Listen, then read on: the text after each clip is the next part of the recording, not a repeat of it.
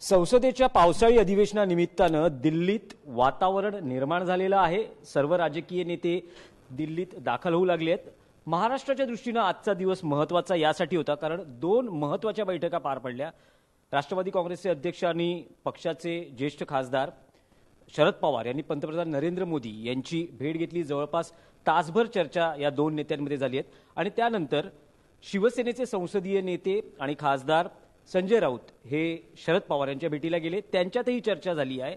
आपण या भेटीगाठींच्या अनुषंगाने राऊत साहेबांशी थेट बातचीत करणार आहोत। राऊत साहेब, महाराष्ट्राच्या राजकारणाच्या दृष्टीने भेटीगाठींचा सिलसिला अजूनही संपताना दिसत नाहीये। आज दोन महत्त्वाच्या भेटी, मोदी पवार आणि त्यानंतर राऊत आणि पवार साहेब, काय सांगा या भेटीमध्ये नवीन काय आहे? मोदी आणि पवार यांच्या भेटीत आश्चर्यकारक धक्कादायक काय असं मला वाटत नाही। आणि राऊत पवार या भेटी नेहमीच होत असतात, ती सुद्धा होते, माझी होते। एकतर प्रधानमंत्र्यांना एखाद्या खासदारांना भेटणं, ज्येष्ठ पवारांसारख्या, याच्यामध्ये काय आश्चर्यकारक काही नाही। शरद पवार हे मोठे नेते आहेत, सहकार क्षेत्रामध्ये, कृषी क्षेत्रामध्ये त्यांचं काम, त्यांच्याकडे अनेक समस्या येत असतात। माझ्या माहितीप्रमाणे त्यातल्या काही प्रश्न घेऊन ते सहकार क्षेत्रातले किंवा सहकारी बँकिंग क्षेत्रातले, विशेषतः मधल्या काळात रिझर्व्ह बँकेने सहकारी बँकांवर जी बंधनं आणलेली आहेत किंवा नियम बदलले आहेत, तर ते जाचक आहेत। जाचक म्हणण्यापेक्षा हे संपूर्ण सहकार क्षेत्राला अडचणीत आणणार आहे, विसंगत असं आहे सगळं। तर मी जेव्हा पवार साहेबांना मागाशी भेटलो तर त्यांनी सुद्धा मला विषय समजावून सांगितला की किती अडचणीचं, आणि त्या संदर्भात ते प्रधानमंत्र्यांना भेटले आणि ते असंही म्हणाले की आता नवीन सहकार मंत्री आहेत, त्यांना सुद्धा या संदर्भात भेटावं लागेल आणि ते आवश्यक आहे। शेवटी महाराष्ट्र आणि गुजरात ही दोन राज्य अशी आहेत, तिकडली ग्रामीण अर्थव्यवस्था जी आहे ही सहकार क्षेत्रावरती अवलंबून आहे पूर्णपणे, आणि ती जर मोडून पडली तर राज्य मोडून पडेल। नाही, पण मला हे विचारायचं आहे की सहकार जे नव्याने खातं निर्माण केलं आहे, मोदींच्या मंत्रिमंडळात पहिल्यांदा हे खातं दिसतं आहे, गृहमंत्री अमित शहा यांच्याकडे या खात्याची सूत्र सोपवलेली आहेत। त्यामुळे असं म्हटलं जातं की महाराष्ट्रात काँग्रेस एनसीपीचं वर्चस्व आहे सहकारावर, एनसीपीच्या गोटात जास्त चिंता आहे। तसं जर असेल, असं वाटत असेल की काँग्रेस असेल, एनसीपी असेल, त्यांचं वर्चस्व नक्कीच आहे आणि ते गेल्या 17 वर्षापासून आहे। आता त्या काळामध्ये यशवंतराव चव्हाण असतील, धनंजयराव गाडगीळ असतील, विखे पाटील असतील, मोहिते पाटील असतील, हे सगळे काँग्रेसचे वसंतदादा पाटील असतील, या लोकांनी ग्रामीण भागात सहकाराची चळवळ उभी केली। तेव्हा शिवसेनाही नव्हती, भारतीय जनता पक्षही नव्हता, हे मान्य केलं पाहिजे। या लोकांनी उभं केलं आहे काम।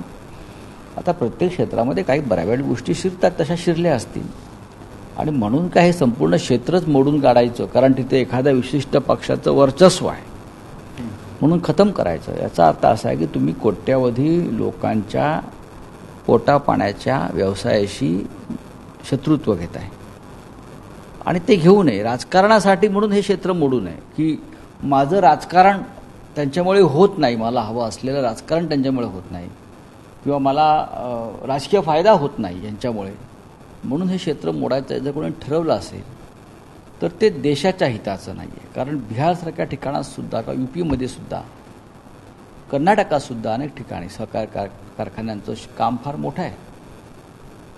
आता मी असं ऐकलं आहे की हे जे नवीन सहकार मंत्री आहेत त्यांनी सुद्धा सहकार क्षेत्राचे कार्यकर्ते म्हणून काम केलं आहे। जर ते सहकार क्षेत्राचे कार्यकर्ते म्हणून काम केलं असेल आणि म्हणून त्यांनी जर एक खातं आपल्याजवळ ठेवलं असेल तर ते असा अविचार करणार नाहीत या क्षेत्राला त्रास देण्याचा, किंबहुना क्षेत्र बळकट करण्यासाठी ते जास्त काम करतील असं मला वाटतं। नाही, पण राऊत साहेब, असं आहे की एनसीपीच्या काही नेत्यांची, काही मंत्र्यांची सहकार क्षेत्रातली प्रकरणं आहेत, तपास यंत्रणांचा त्यांच्या मागे ससेमिरा आहे आणि त्यामुळे एनसीपीमध्ये चिंता आहे अमित शहा यांच्याकडे खातं असल्यामुळे।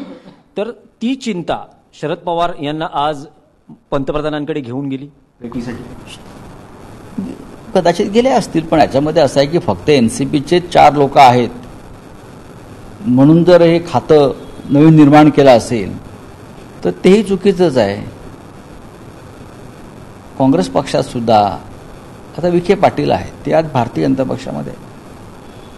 पश्चिम महाराष्ट्रातले इतर काही 2-4 प्रमुख लोक आहेत, ते सुद्धा भाजपबरोबर आहेत. काय त्यांच्या कारखान्यामध्ये किंवा त्यांच्या बँकेमध्ये काहीच नाही का? सगळं पारदर्शक आणि धुतल्या तांदळासारखं आहे का? इतका मोठा व्यवहार सहकार खात्यामध्ये लाखो शेतकरी, लाखो कार्यकर्ते काम करतात. हां, ते दुरुस्त केलं पाहिजे. असं आहे की ते दुरुस्त करणं गरजेचं आहे, काय चुकलं असेल तर. पण यासाठी तुम्ही फक्त ते विशिष्ट पक्षाचे आहेत म्हणून आम्ही त्यांना धडा शिकवू आणि धडा असा शिकवू किंवा हा ते संपूर्ण आमच्या पक्षामध्ये येतील तो दबाव आणल्यावरती, ही भावना आणि भूमिका चुकीची आहे. कोणाचीही असेल, आम्ही असलो तरी आमची भूमिका चुकीची असेल. म्हणजे या क्षणाला असं मानता येईल की राष्ट्रवादी काँग्रेसवर दबाव आहे, कारण भाजपला महाराष्ट्रात सत्ता पुन्हा आणायची आहे असं एक म्हटलं जात आहे. त्यासाठी वेगवेगळ्या पातळीवर प्रयत्न होत असताना दिसतं. असं काही करून का सत्ता बित्ता काही येत नाही. असे दबाव आणून ईडी किंवा सहकार क्षेत्रातले नियम बदलून, कारखान्यांना नोटिसा मारून, बँकांची खाती सील करून, याच्यामध्ये जे करतायत त्यांच्या हेतूंविषयी शंका निर्माण होते. आणि अशानं जर सत्ता आली असती तर काय प्रत्येक राज्यामध्ये सत्तांतर झालं असतं. महाराष्ट्रामध्ये शिवसेना, भाजपा किंवा राष्ट्रवादी काँग्रेस यांनी एक ठरवलेलं आहे की काही झालं तरी मोडून पडायचं नाही.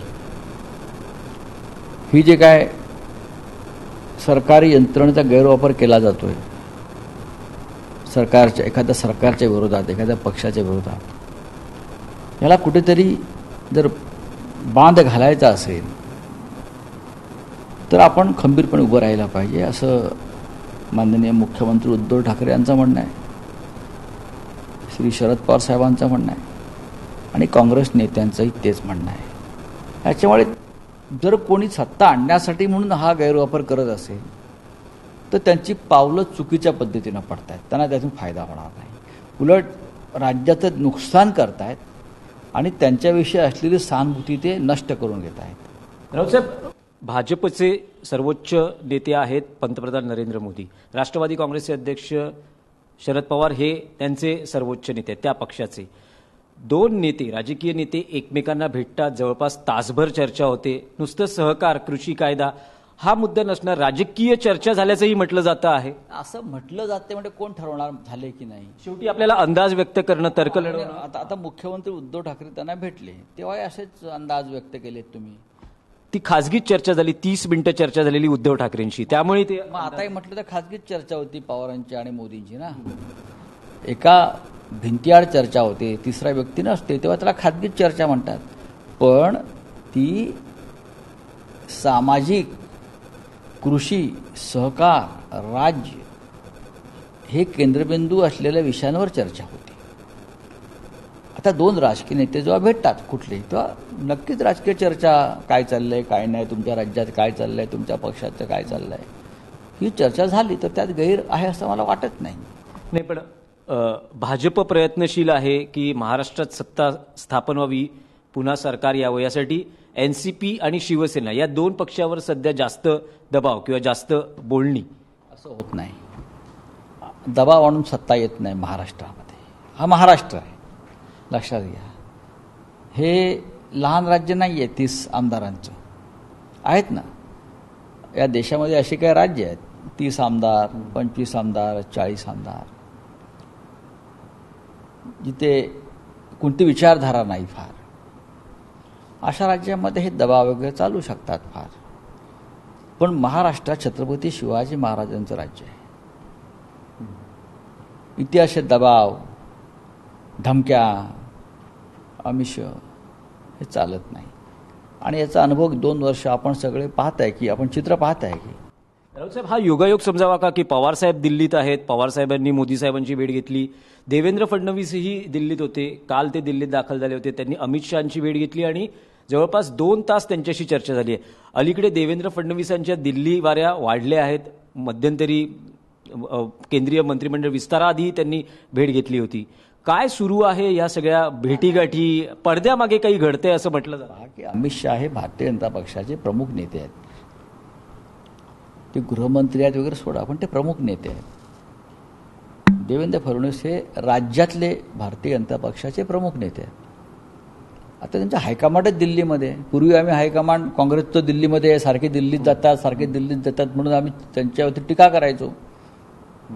आता भारतीय जनता पक्षसुद्धा दिल्लीत जातो सारखा, त्यांचा हायकमांड दिल्लीत बसलेला आहे. आता त्यांच्या हायकमांडला जरी भेटायला सारखे जात असतील तर त्याला तुम्ही आणि आम्ही त्यांच्यावरती का टीका करायची? हा त्यांचा प्रश्न, पक्षाचा प्रश्न आहे त्यांचा तो. नाही, टीका नाही, पण चर्चा सुरू होते महाराष्ट्रातली राजकीय परिस्थिती पाहता. बघा की देवेंद्र फडणवीस अमित शहाना भेटले, देवेंद्र फडणवीस मोदी साहेबांना भेटले, देवेंद्र फडणवीस नड्डांना भेटले. भेटत राहायला पाहिजे त्यांनी. नाही, अलीकडे नाना पटोलेही वारंवार येत आहेत. ते स्वबळाची घोषणा करतात आणि पक्षश्रेष्ठींना येऊन केंद्रात भेटतात. भेटू द्या ना. कोणी काही केलं, मगाशी म्हटलं भिंतीवर डोका आपटण्यासारखं आहे.